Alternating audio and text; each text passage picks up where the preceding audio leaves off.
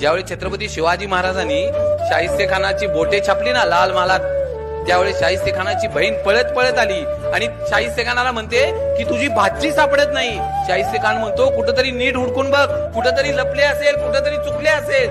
बहीण म्हणती मी सगळीकडे बघितलं पण माझी पोर सापडत नाही.